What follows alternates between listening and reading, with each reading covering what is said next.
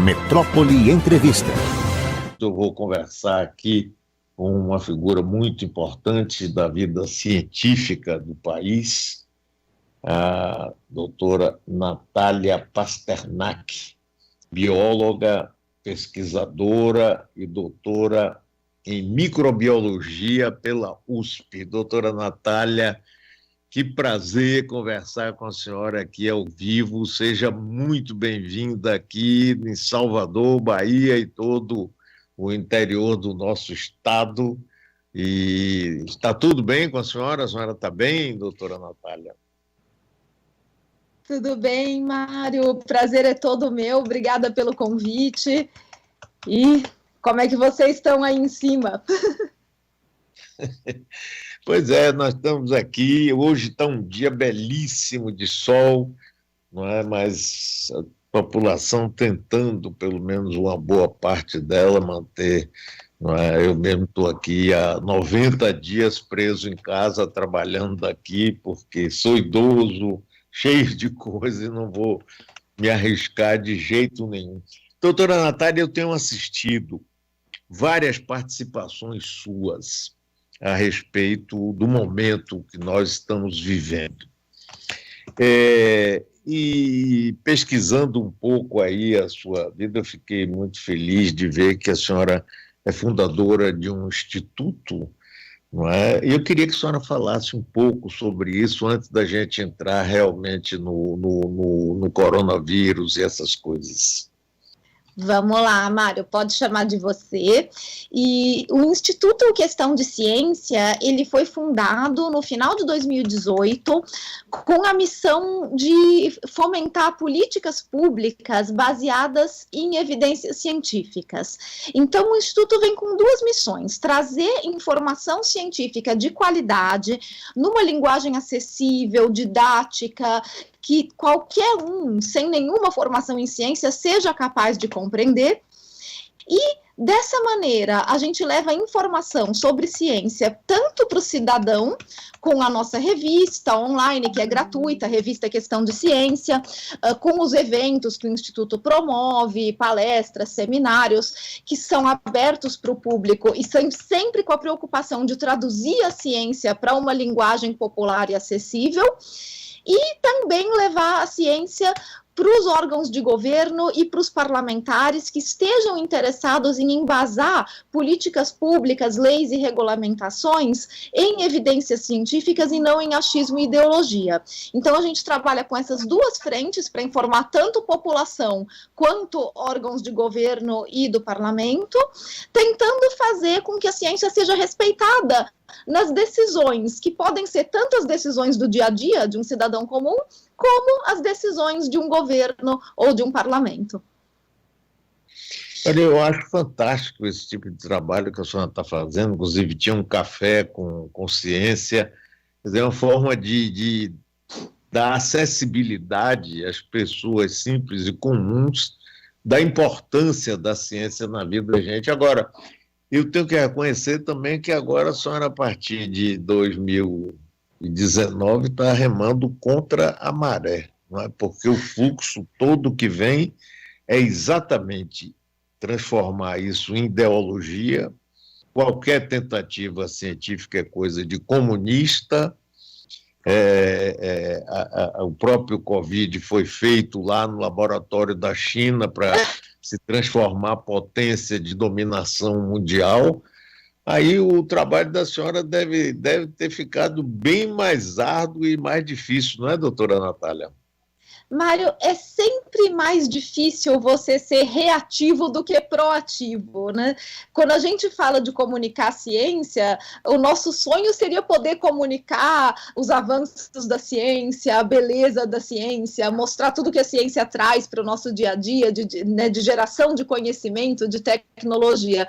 Mas, infelizmente, por causa dos movimentos anti-ciência que você descreveu tão bem, a gente acaba um trabalho que é muito mais reativo, e o nosso trabalho fica preso a desmentir e provar coisas que estão circulando e que geralmente acabam gerando um monte de notícias falsas e falsas esperanças para a população, curas milagrosas, e isso tudo misturado com uma polarização política, como você bem colocou, muito forte. Então a ciência fica associada a uma coisa de esquerda, de comunista, as universidades que não servem para nada, só fazem balbúrdia.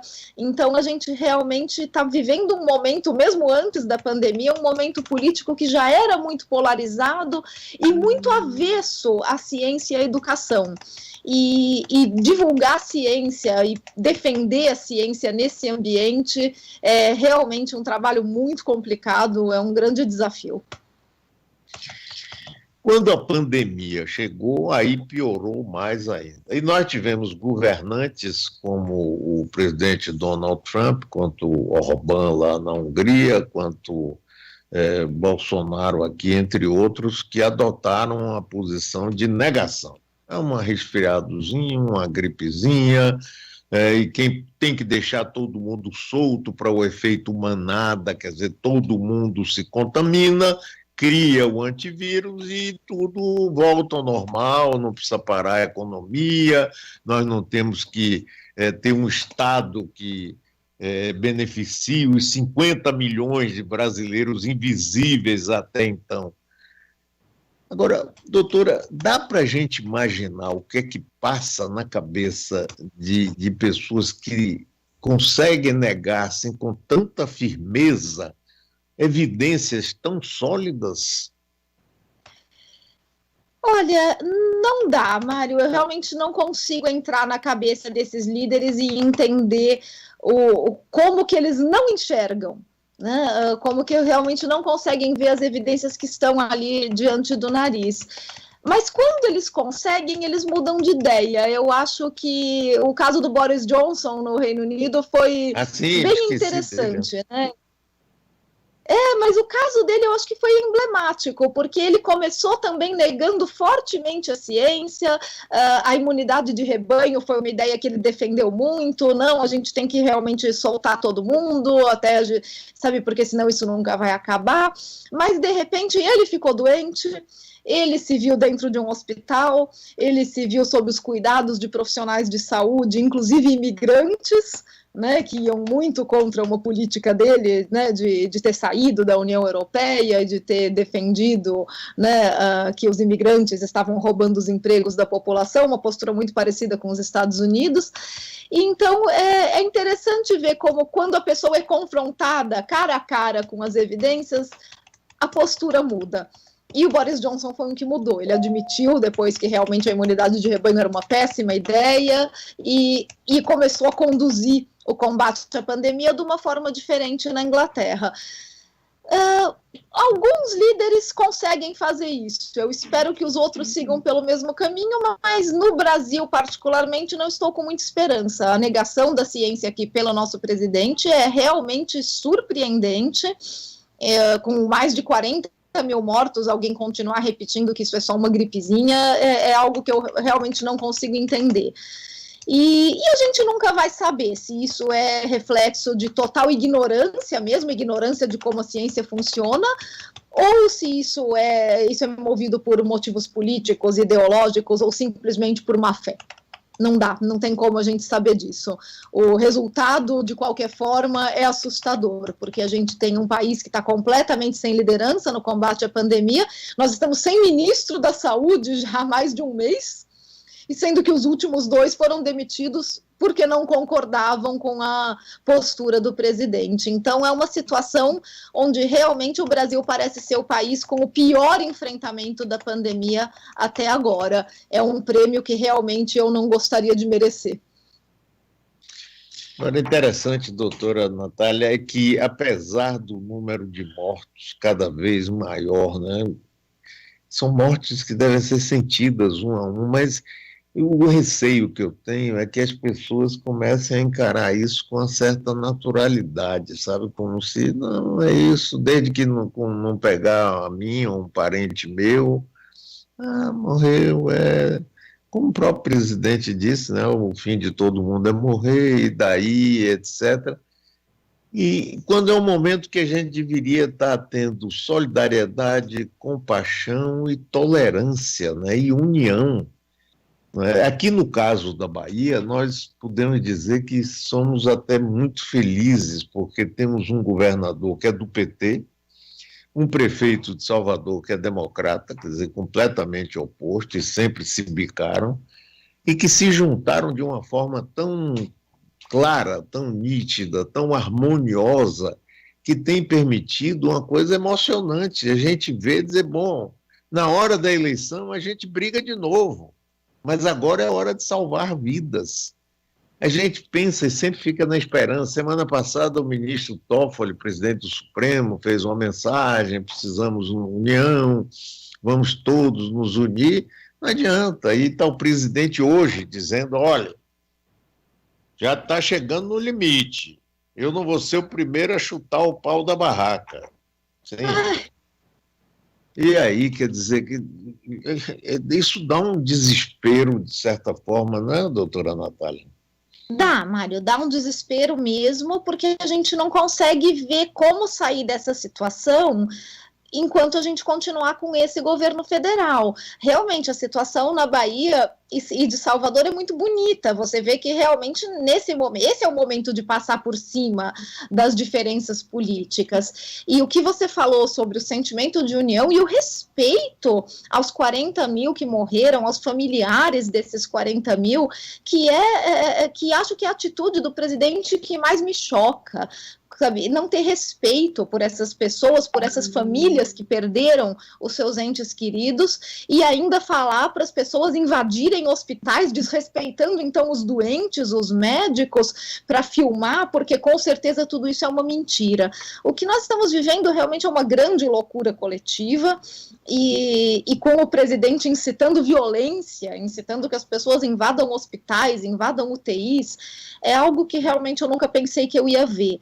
E a gente precisa do engajamento da população, a gente precisa dessa solidariedade para conter o número de mortos que certamente continuará a crescer com essa postura do governo federal, com essa falta de cooperação, de diretrizes e de respeito com a população.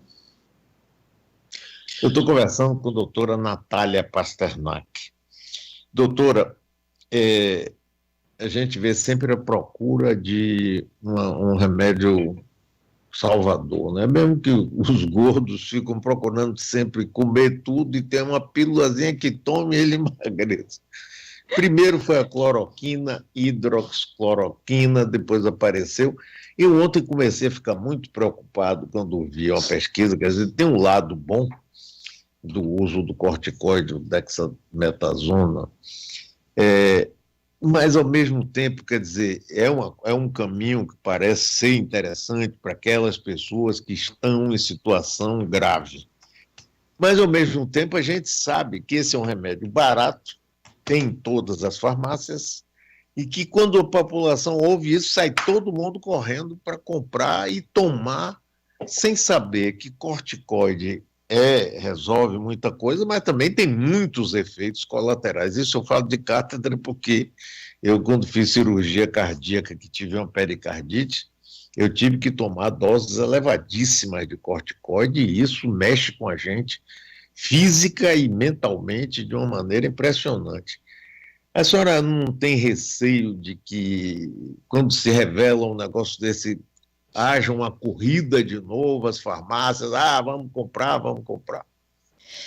Tenho, e por isso tenho falado sempre quando eu dou entrevista, e meus colegas também, vejo muito essa preocupação de explicar que é um medicamento que deu um ótimo resultado, estamos muito felizes e aguardando a publicação científica, porque por enquanto foi só um comunicado de imprensa, mas os resultados parecem super promissores para pacientes que estão internados, que estão sob ventilação mecânica ou com oxigênio. Não teve nenhum resultado, nenhum, para pacientes que não precisavam de oxigênio, ou seja, para casos leves, pessoas que estão em casa, ou para uso profilático. Então, não tem nenhum motivo para as pessoas irem à farmácia comprar e se medicar. E como você falou, Mário, ainda por cima, é um remédio que tem efeitos colaterais graves, então ele afeta taxa de açúcar no sangue, ele é um imunossupressor, ele pode te deixar mais suscetível a outras infecções, então não tem motivo para sair por aí comprando, é um remédio que é para usar com acompanhamento médico,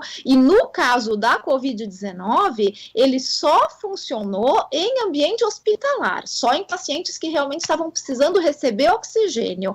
Então, fique muito claro, não adianta tomar em casa, não vai funcionar, não vai servir para nada e é perigoso.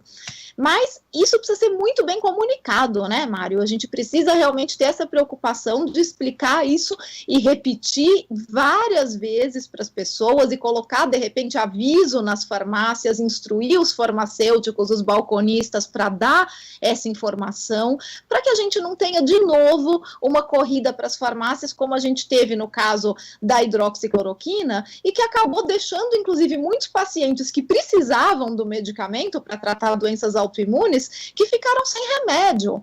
Então, pessoas que realmente precisam do remédio ficaram sem, e pessoas que não precisam compraram. Então, espero que isso não aconteça de novo, mas para isso a gente precisa de estratégias de comunicação, a gente precisa fazer isso de uma maneira mais organizada.